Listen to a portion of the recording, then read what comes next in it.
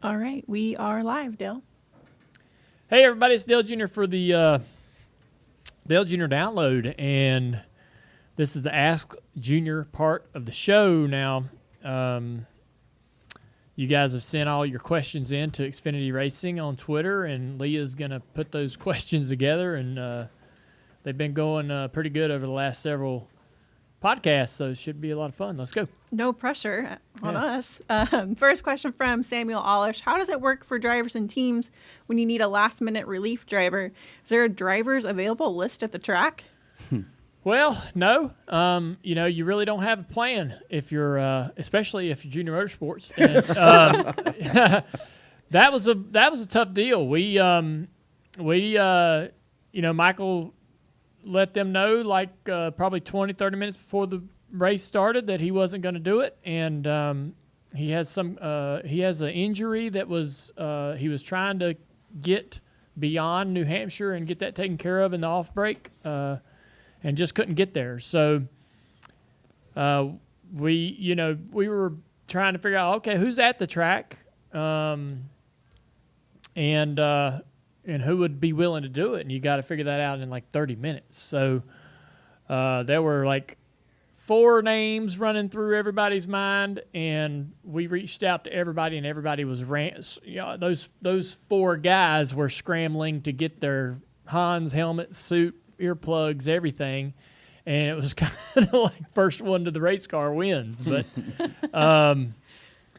we ended up getting Austin Dillon to drive it, and he did a great job, and we got the car on the track, and that's good for not only the team that's there and prepared, right, but also contractual agreements and things like that are standing, that are, if the car isn't on the track, doesn't start the race, those are broken. Your partnerships and relationships with people can suffer. So it was a tough situation, and I don't think that teams really do have a B plan. I don't think any Cup team goes to the racetrack with the idea that they're going to be faced with something like that on race day, minutes before the start. Now, if something happens on a Friday or Saturday, you got time to figure that out, and you do whatever you can. Next question from Austin David Kuchera. Do you think it's time for a drivers union to be formed after all the reports of how unhappy drivers are with NASCAR?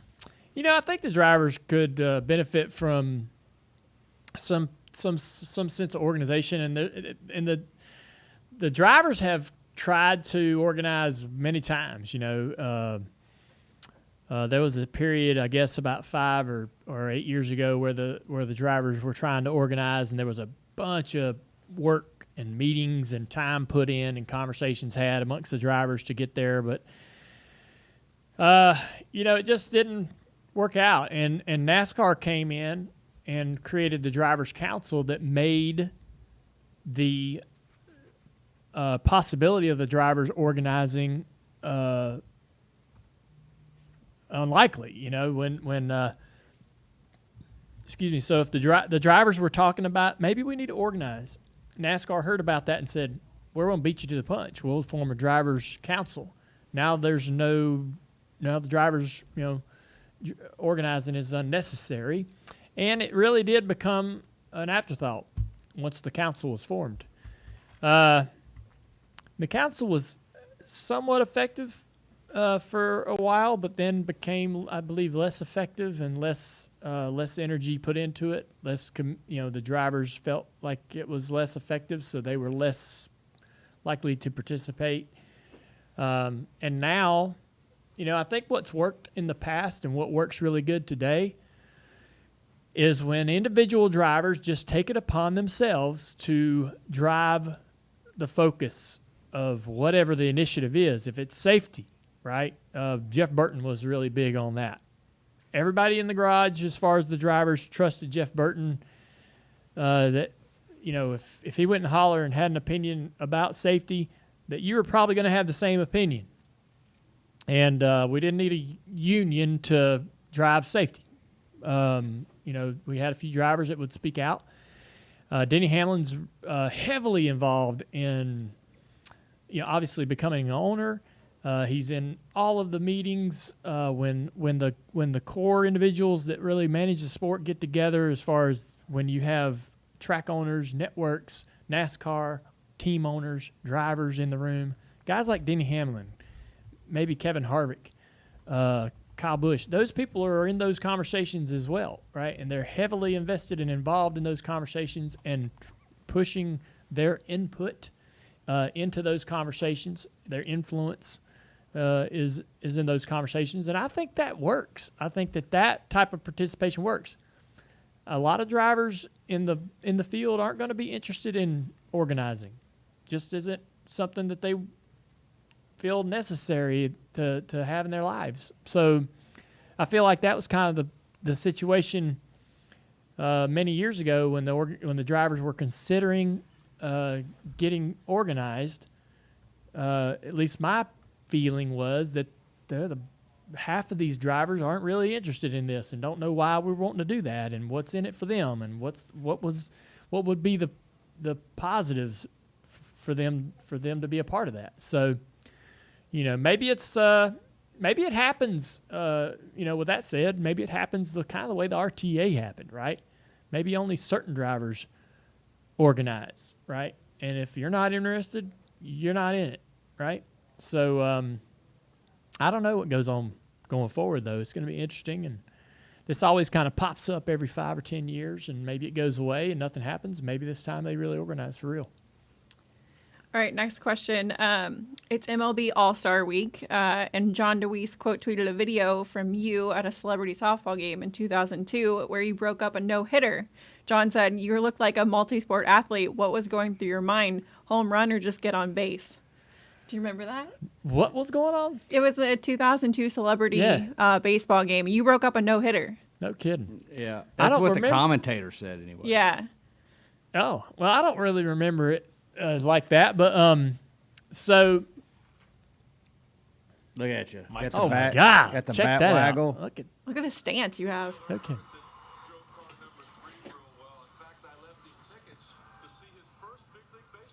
Pitch.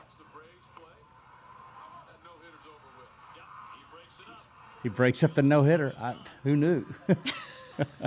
God, I should have had my shirt tail tucked in. Man, that thing was like it looks like a 2XL. And you got it untucked. Yeah, that was pretty scary, to be honest with you. So, this is just the way I am. So, when I get asked to do things, or when I used to get asked to do things back in the day, like go to the MTV Music Awards and introduce Linkin Park, it was a terrifying thing, right? You're like, I know I need to do this. I know I want to do this, but I'm scared to death to get up in front of all these celebrities and then everybody watching at home on TV, and nobody's going to know who the hell I am and what the hell I'm doing there. But I didn't know I was going to do that. I didn't know I was going to play in that game, and it was part of the baseball All-Star Weekend sort of festivities, and there was quite a decent crowd in the grandstands for what was happening there for the celebrity game. I was going for Budweiser, and they didn't tell me anything about this celebrity game, right? Well, I get there, and they're like, "Hey, man, here's your uniform. Do you want to go get some batting practice?" They had a baseball field out. They had a baseball field off to the side of the stadium, and they were like, "You can go over there and get a few hits and just kind of, I'm like, "What?" And they're like, "Yeah, man." I'm like, "I don't know why I would want to do that. I just want to sign some autographs and take some pictures." They're like, "Yeah, but like you want to get ready for the celebrity game, right?" I'm like, "Am I playing in that?" And they're like, "Yeah." I was like, "It's the first time hearing about it. I don't got a glove or anything. Like, I don't know what position am I playing. Who's the what?" And I was freaking out inside, right? I was about to vomit. And so I go over to this little field, and I got some batting practice, and I'm like, all right, I'll be all right. I've never played baseball in my life, right? I mean, I've swung a bat, but I've never played organized, even local, even any kind of local softball league or none of that. And so I've got no clue, right, how to play third base. I can catch a ball, I can throw a ball, but I don't know, I don't know what I'm doing. And so it was terrifying. They put me on third base. I'm like, all right. And so, luckily for me, I think the best thing for me, I didn't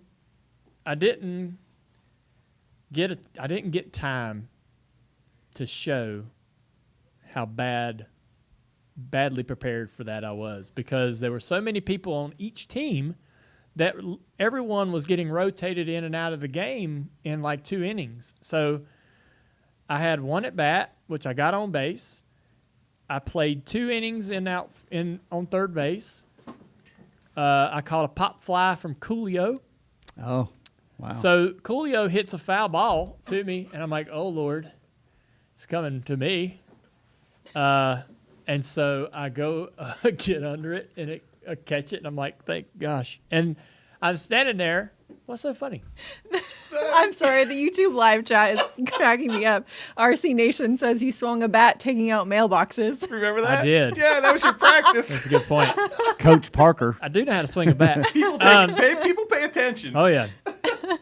I catch this pop fly, and I'm like, great. I didn't drop it. I didn't screw up, right?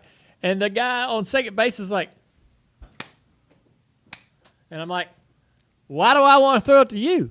Like, I'm throwing it to the pitcher. But, when you get a pop flyer and out, you got to you round the Throw it around the horn. You throw it around the horn. Yeah. I didn't know, right? So I threw it to the pitcher. I didn't know who was pitching for us. But and then I caught another pop fly in the next inning. And, man, when who was the coach? He just he was an ESPN. Was it? It wasn't. He just Sutcliffe, was it? No, he was an ESPN Sports Center guy, and I know this guy. He just got hired by NBC to do some Olympic stuff. Oh, it's maybe Rich Eisen? No, not Rich Eisen. Shit, this is big trouble. Yeah. Peter Gammons? Huh? Not Peter Gammon. No. He just got. I just did some charity work with him he run freely. Oh, Kenny Mayne. Yeah, Kenny Mayne. Kenny Mayne. I couldn't think of it. So Kenny Mayne is our coach, and That's so cool. Kenny's like, at the start, he's like, "You're gonna play third." I'm like, ugh. And anyways, I come off the field after catching another pop fly at the end of the inning, and he's like, "Hey man, you're out. You go find your place on the bench." And I'm like, I faked like, "Oh man, really?" And he's like, "Yep." I'm like, "Thank God." Yeah. I'm like, because everything I did was okay, right? Yeah. Didn't You didn't make a embarrass lie. yourself. Yeah, didn't make a fool out of myself in front of what it felt like the world. But yeah, that's how that went down. Oh, I'm surprised I got you to do it. oh my honestly. God! I didn't get a choice. Basically, I showed up and they're like, "Here, you're doing this," and I'm like, "Ah, this is okay," So like this past weekend, I guess Jesse Little threw out a pitch at a local game, and it gives me. It raises the anxiety even when I hear about somebody else throwing out a pitch. You have PTSD on it, right? Yeah. I threw out a pitch once or twice, and I was like, all right, never again. Like, did it, done, never Not again. doing it again. Yeah. Because if that thing goes If goes you don't crazy, get it to the plate you're or a across YouTube the plate, star for the wrong reason. nobody's going to remember that Jesse Little got it across the plate. Nobody. Right. But Jesse Little. And I was the same way. But if you don't, that's going to live forever. Yeah. It's like that video of Brad Keselowski. Oh, at the basketball court? Galloping around it on the basketball court. Oh, man. He Never looked going like to live that down. He looked like a baby giraffe trying to walk for the first time. Exactly. It's a great way to look. Yeah. Okay, let's get to another question. All right, one more question, and we're going to stay on the baseball topic because Chipper Jones is our guest today. So Harrison Scott wants to know favorite Atlanta Braves memory. Do you have one? That's tough. Chipper Jones being on the show. Yeah. Actually, they lost the World Series. I forget what year it was, but they lost, I think, to the Minnesota Twins. 91. Okay. Or 90, 91, Yep. something like that. And I know that they lost the World Series, but I had the best time with my friends during that series watching them play. And for whatever reason, I went with my preacher, the preacher of our church Mr. Cozart and his family invited me to come to their beach house on the coast of, I think, North Carolina, and the series is going on. And me, they had a balcony in the. They had you go upstairs and there was a rail. You can look over the rail into the living room, right? So,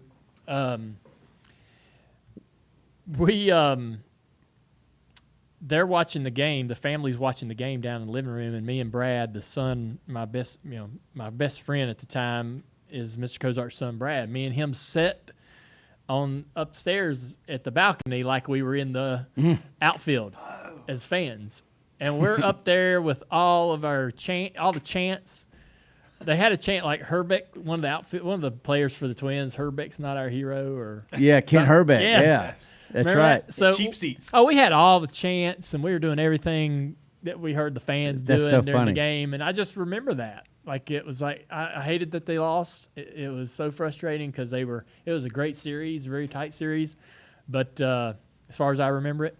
But, yeah, those are some good times when they were playing. When they were in the series, it was win or lose, it was cool. Just like anytime your favorite team goes to the Super Bowl or anything. It's disappointing when they lose, but it's great that they made it to the big show. All right, that's it for today. All right, everybody. Hey, great questions, man. That's fun. Again, my favorite part of this show. I always say that. But we glad to hear from you guys. Thanks for the support. And we got a great podcast for you. It'll be out later tonight. So you guys enjoy your week, and we'll see you next week on the Dale Jr. Download.